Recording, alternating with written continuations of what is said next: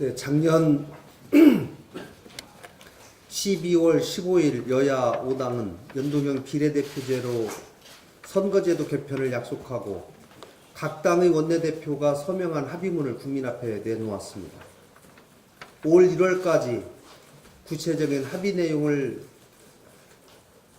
내놓고 최대한 빨리 선거제도 개편을 통과시키자는 내용이었습니다.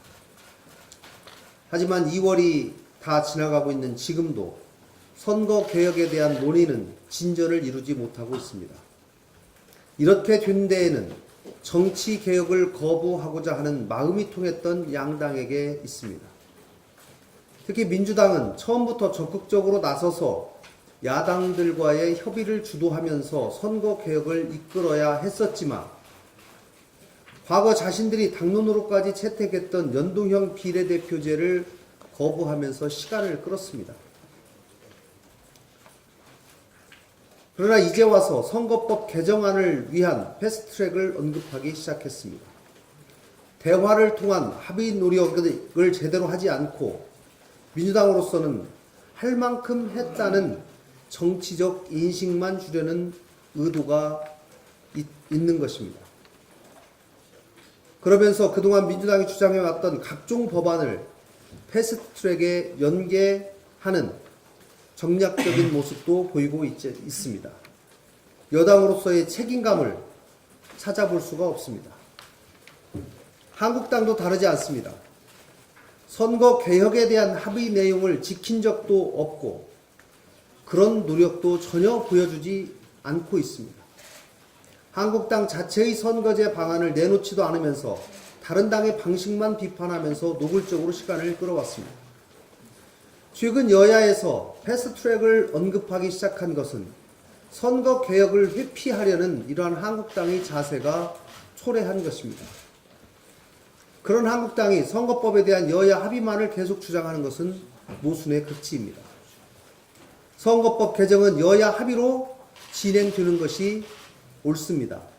바른미래당은 이 점을 누차 강조해 왔습니다.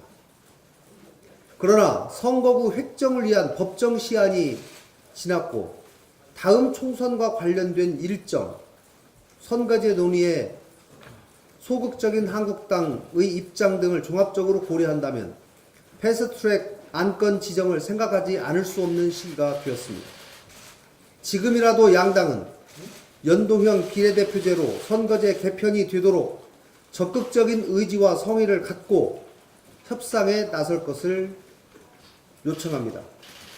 늦어도 다음 주 내에는 구체적인 합의가 나와야 합니다.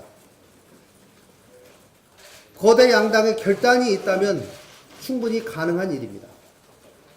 만약 양당의 노력이 보이지 않고 최종 합의가 늦어지게 되면 바른미래당은 마지막 결단을 할 수밖에 없다는 점을 말씀드립니다. 임시국회 소집 요구를 국회 정상화 주장을 제가 1월부터 2월까지 거의 하루도 빠지지 않고 하고 있습니다. 그럼에도 불구하고 민주당과 한국당은 국회를 철저하게 외면하고 있습니다. 서로가 서로에게 책임을 떠넘기면서 설전만 오갈 뿐 국회를 열기 위한 진정 어린 노력을 전혀 보여주지 않고 있습니다. 양당은 어떻게 그리도 똑같이 정쟁에만 몰두하면서 민생을 외면하는지 같은 국회의 일원으로서 국민 앞에 고개를 들 수가 없습니다.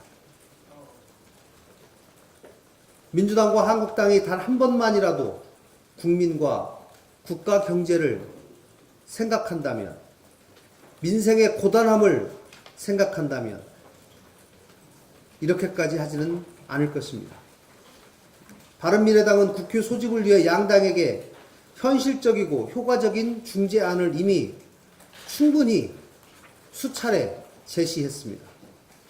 이제는 민주당과 한국당이 결단해야 합니다. 더 이상 민생과 국가 경제를 내팽개쳐서는 안 됩니다. 다음 주에 3월 임시국회가 열릴 수 있도록 양당의 전향적인 자세와 결정을 다시 한번 촉구합니다. 이상입니다.